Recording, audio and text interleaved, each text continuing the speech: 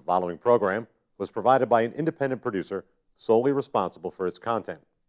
The opinions expressed do not necessarily represent the views of this station, its staff, board of directors, or underwriters. Hi again, this is Ralph Boehm giving you a legislative update. One thing new in the House this year, in our committee rooms, we're streaming video. So you can go online and watch us. Also, you can also go look at past hearings. Now, nh.gov, if you can switch to that. nh.gov, and you go to state legislature. Okay, and you go way down to the bottom,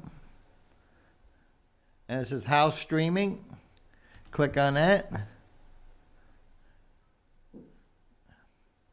And here are all now daily, it'll show you what's going on, and you can, the date and whatnot, and you can click on it and actually hear what's going on in the State House and in each committee. For example, we have criminal justice, House Judiciary, Fish and Game. And because I'm on education, you'll find them. They're all here. Since we started in mid-January. So all of them are here, county and government and all that. So if you're interested in the bill, it's on the calendar and you want to hear about it, you sort of, the first bill that's listed will be the bill. It has the time. Then you sort of move in. Some people watch it all day, usually sometimes the reps that can't make it, they're home watching it. Okay, so we have a busy week in education. We have 103 bills. That's more than anybody else. So far, we've exec 20 bills. That means they're ready to go to the floor. Most of them, like I mentioned earlier, shows most of the bills get killed. But out of that 20, we have 6 bills that have been recommended to pass. A couple of bills are dealing with criminal background checks, adding some drug offenses, and also human trafficking. And one of the things we added this year, because one of the things we found out from the Department of Education, we have reciprocal agreements with other states.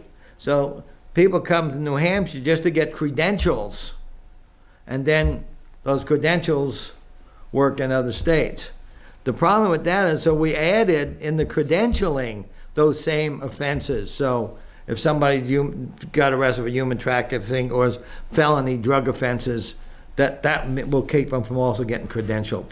But those same things happen when you still get, even after credentials in New Hampshire, you still go through the background checks and everything for the same stuff before you get hired. So just because you got a credential 10 years ago doesn't mean that works now. So also, I testified on the bill in Public Works this week, or last week. Time flies. And on you've heard about it, Commuter Rail. So I'll bring up my testimony on that, so rather than me talking again, you can Thanks, if at all possible. watch it. Thank you. Thank you, Mr. Chairman and all members of Public Works. I am Ralph Boehm, Hillsborough District 20, town of Litchfield. In the early 90s, I was on Judd Gregg's Railway Commission. We studied bringing commuter rail to Nashua. We had many meetings and included representatives from the MBTA. After a year discussing and looking at the issues, it was determined that commuter rail was not feasible, and even more so now. It was determined that the tracks from Lowell up would have to be completely replaced and include turnoff tracks. The existing track is 15-mile-an-hour freight. That's track speed, not train speed. And worse now, there is less train traffic and is not suitable for a fast. And as was mentioned earlier about freight is coming up now. It can be. So Of course, the initial cost of the trains, the upkeep of them, or is that coming from my other pocket, the one that pays federal taxes? The MBTA is paid for by the Massachusetts state sales tax and property tax from most of the towns east of 495. Towns are assessed even though no rail maybe even go through the town.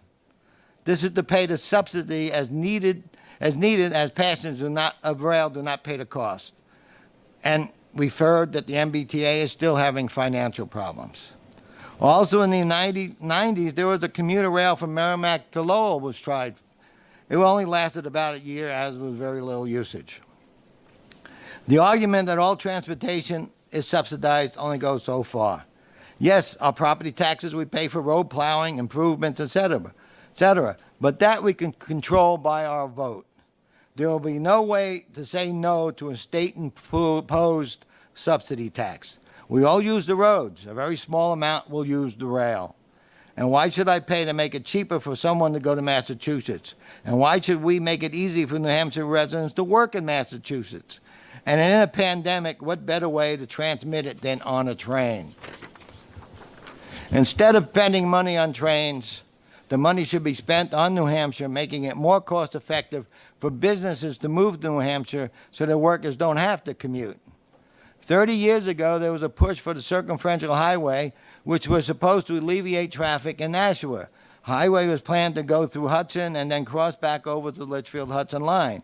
One of the main reasons for the highway was the train traffic in Nashua, which stopped traffic for long periods of time between Hudson and Nashua and back. The train traffic is nil now, had very little freight, and most of that was coal trains. The circumferential is no longer needed, traffic is lower, and trains are less frequent. Same thing will happen if rail is started. With a lot of remote work, there will be less need for the people working remotely. There will be less need for a train. And even now, road traffic is lower and will continue to decrease. And if Nashua and Manchester want it, they can do it. We don't have to pay for everybody's things they want. Thank you.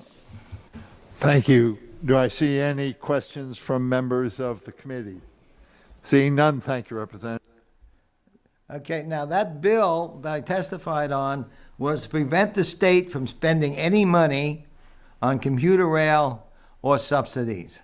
So in other words, the federal government said, hey, we got all this money we're going to give you to build a train. Fine, but the state will not, because where are we going to get the money? We don't have a state sales tax. And I'm sure you don't want to pay additional property taxes for people who use the train. I lived in Hudson, Mass for a number of years, and we had to pay MBTA tax on our property taxes. The rail didn't even go through Hudson. So that's one of the problems. So anyway, now back to education.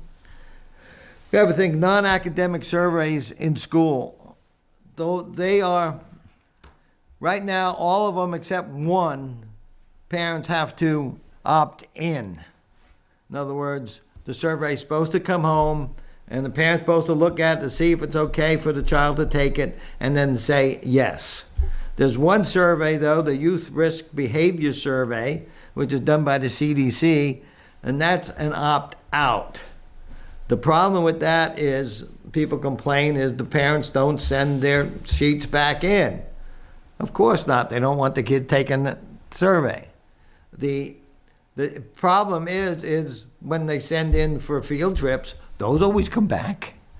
So it's a false argument. And I also have my speech on that for non-academic surveys. And this also includes non-written surveys. For example, if ones that are non-academic, and we've heard about these on the news in some cases where teachers are doing like bingo, asking, okay, who's white, who's this religion, those are illegal in New Hampshire. Okay, they have to be asked the parent beforehand. All these surveys have to go to the parent beforehand. Even the Youth Risk Behavior Survey supposed to go to the parent to say, hey, do you want your kid to take this? And then you can opt out. But this bill I put in is to make that also opt in. And okay, so I'll play my testimony here for you. The second.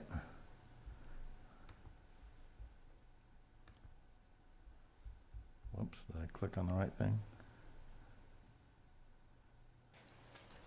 Good afternoon. No, My name's not- Jama that's the right- Wilder, and I wrong live one right in now. Hollis, New That's Hampshire. the second one I'm going to show you. I- Sorry. Fat fingers. Okay, there we go. Come up in a minute. And then, members of the Education Committee, for the record, I'm Ralph Boehm, Hillsborough District 20. I have 10 on the thing because that's the new district going to be in, and I couldn't remember which one I was on, which district. Anyway, from town of Litchfield. Youth Risk Behavior Survey. Some years ago, some of you were here, I introduced a bill to put a rein in on non-academic surveys. Parents had to be notified and questions provided. First bill was for opt-out. It was later changed to opt-in. Bill finally passed and is now law, even though there have been multiple tries to change it over the years. Argument is that schools in some cases get money for doing the surveys. Selling student information for money, I guess, is okay for some. However, the Youth Risk Behavior Survey was left in. This survey is taken as a joke by most high school students. When I was on the school board, this was given in our high school. I heard from my spies that the students were taking this as a class project. For example, how many times do we get drunk? Mary, does your boyfriend hit you? Do you take drugs? Some weeks later, our principal came to our school board meeting with the disastrous results. I then informed him how the survey was taken. The student school board member, we have 2 on our school board, student verified this. Other schools have the same issues. When students know the survey is being taken, social media goes rampant with entries on how to answer the questions. Also, parents need to know what their children are being asked. Parental rights. All questions on any survey must be given to parents so they can make the decision to allow their child to take the survey. Over the years, we've heard arguments that parents do not get the permission slip for the survey, so they do not opt in. Interesting, parents have to give an opt-in for field trips. Those seem to be returned. Parents don't opt in because they don't want the child to take it. Now, also nowadays, this can also be done electronically, emails, etc., to the parents. Also, sexual questions. How many high school students will answer that they are not sexually active? Do any of you remember when you went to high school?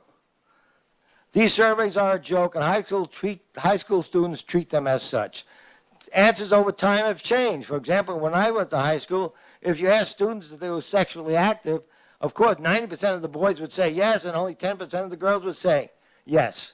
Probably now 90% say yes, and which are still all lies. Now, some may testify that this survey, and others are all academic. It is the school's responsibility to teach and not be social workers.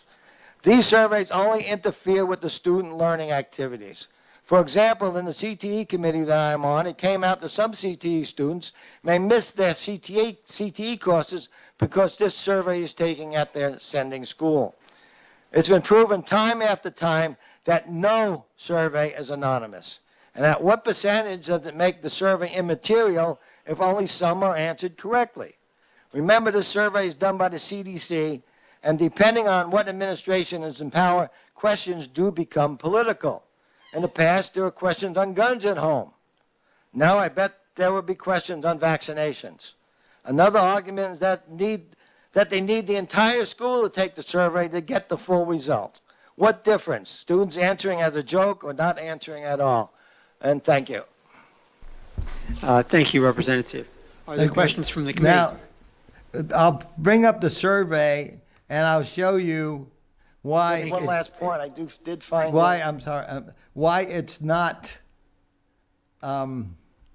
anonymous. For example, let me get it real fast here.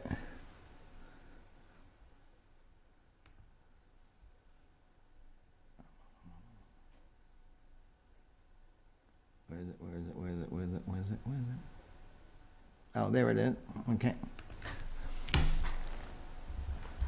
Here's the survey from 2019. I think it was the last one that was given.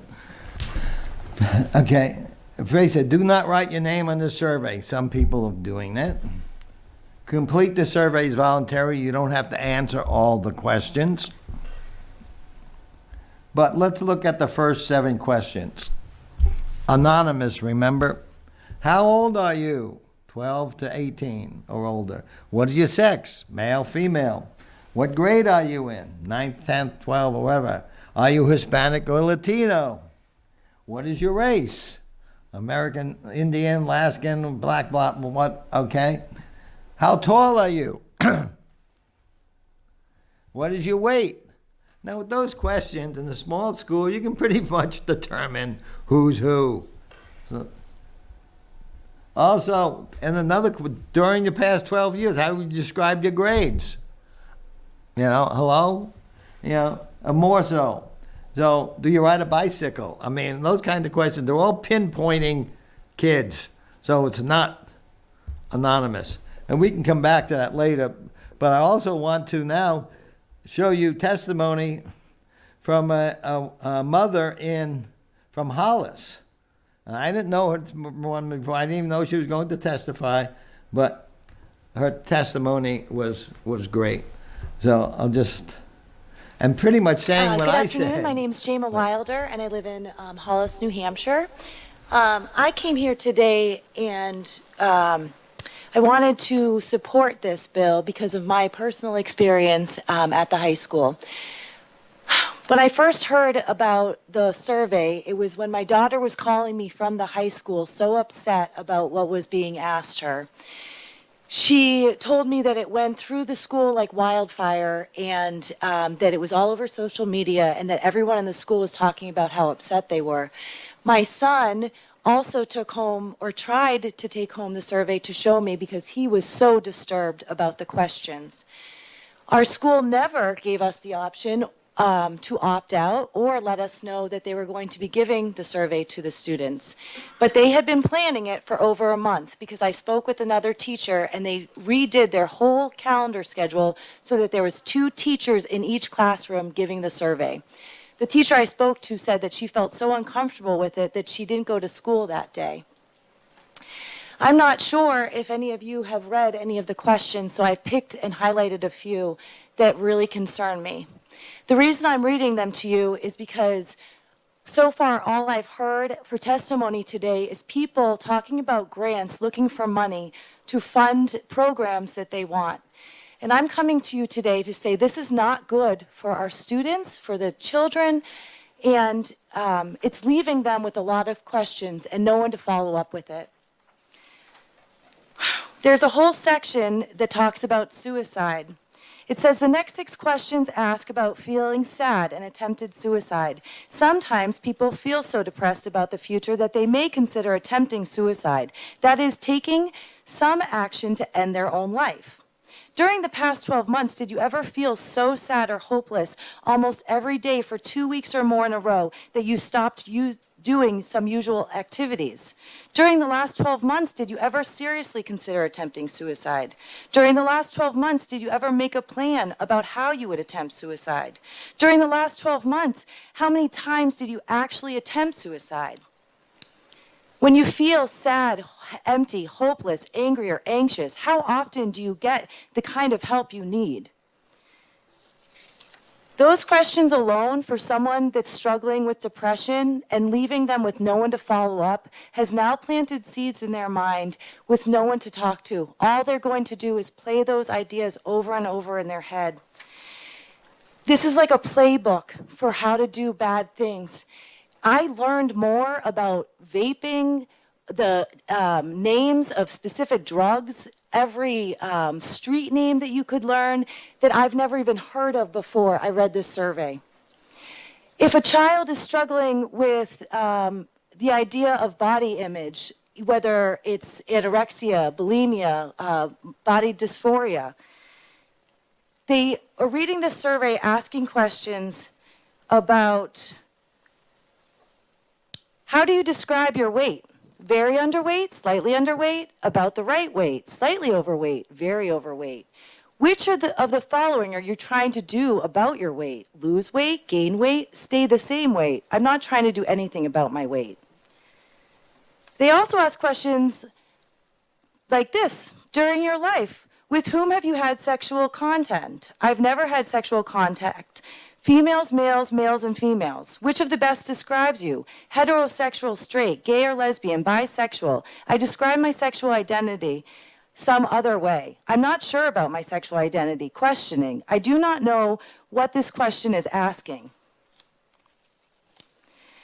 It also, for young boys that are curious about sex, asks about pornography, but it doesn't just ask if they're looking at it, it tells them where they can look at it.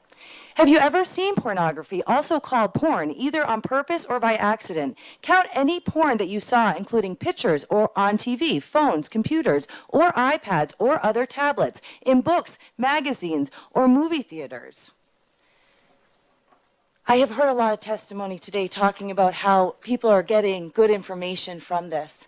But my son went in and he said that he was a 200-pound black male or black female and said that most of the kids in his class did the same thing.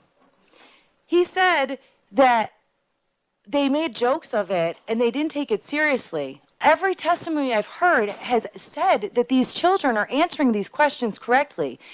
When you're asking about child abuse or if they've been sexually abused and you're expecting someone to be honest with you and not even being able to connect, I feel like these things are completely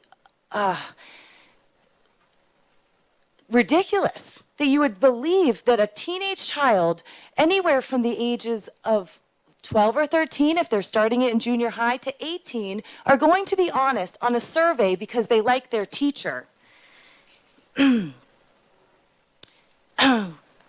week after this survey was given, a boy in our community committed suicide. I started to do some research, and the teen screen that was enacted after George W. Bush was in office in 2003 started asking these kids questions. What they found through their research is that the anxiety and the depression and the suicide rates were going up.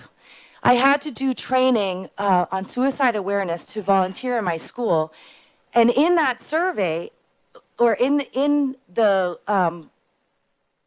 education, it referenced the CDC survey, and that there was an increase significantly rate of suicides over the years. It also said since this survey's come out, they saw something they'd never seen before in 2017 to 18 in Jordan District, Utah, where there were 7 suicides. They started seeing cluster suicides.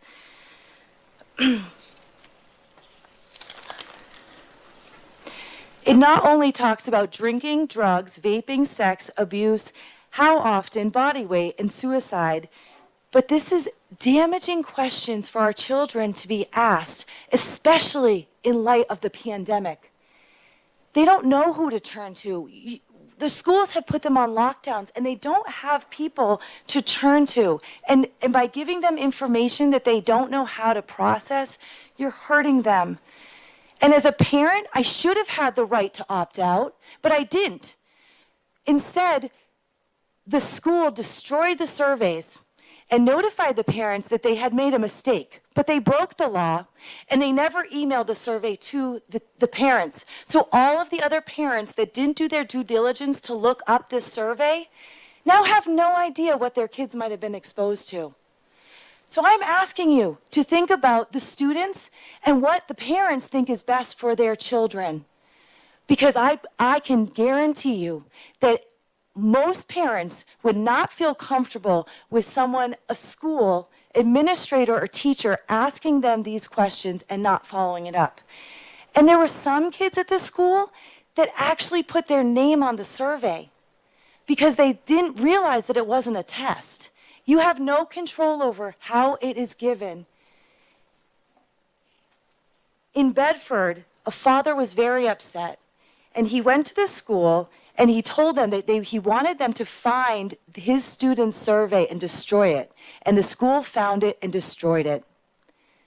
You can't sit here everyone that just testified and tell me they don't know who these kids are, because if they answer the questions correctly, they know. The first several questions of the survey paint a clear picture. I think I read within 3 questions they could determine the student.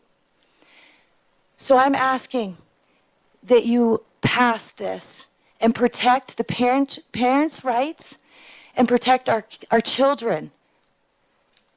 And I would also recommend that each one of you reads through the 106 questions on the survey and think about how you would feel if that was given to your child.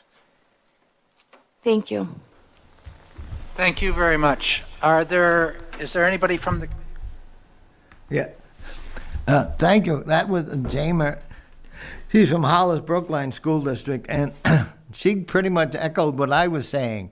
I mean, the survey, and you can go online, go to New Hampshire Department of Education, Google it, and then up in the search box, do YRBS, and it'll bring you right to that survey. And you can look at all those 106 questions and see. And if you're a kid in the school and you're on drugs, will you answer that you're taking drugs? I don't think so. I mean, or if you're not taking drugs, maybe you'll answer that you are. I mean, the survey is completely ridiculous. DHSS is using it to, get grants and create a bigger bureaucracy. That's all it does. It's a meaningless survey if kids don't answer correctly, if they don't answer at all, because they even said you don't have to answer the questions, or if they're answering as a joke, like in a lot of schools do, as even what Jamer had said, where a lot of the kids said they, if you look at, remember those first 7 questions of what race you were and your height and weight. I mean, kids said there were 200-pound black females. I mean, it's ridiculous. They're not getting any real information. And that would happen when I was on the school board in Litchfield. So look at those questions and look at them yourself. And see if you think it's okay, but if maybe find out if your school's doing. The school's supposed to notify you either way, okay, and give you the questions. If they don't, and you found that they're doing it, they're breaking the law, okay, like I had said earlier. So, also, like I said, you can go stream where we have, like I said, we finished hearing on probably about 75 of our bills. We have a few more to go, but then we have to exec those bills, which is going to take a while. We did the early bills; those are like going to finance or something. We've done most of them. We have a few to go. Those bills we like I said, were pretty much everybody agreed with, which was why we got through them.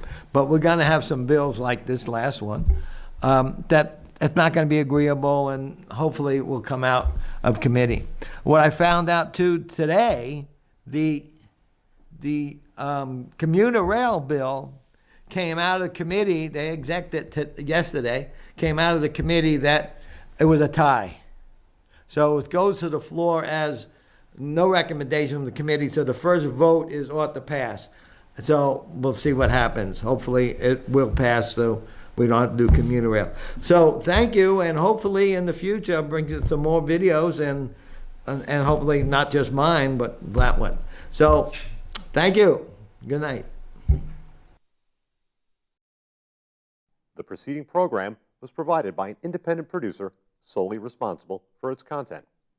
The opinions expressed do not necessarily represent the views of this station, its staff, board of directors, or underwriters.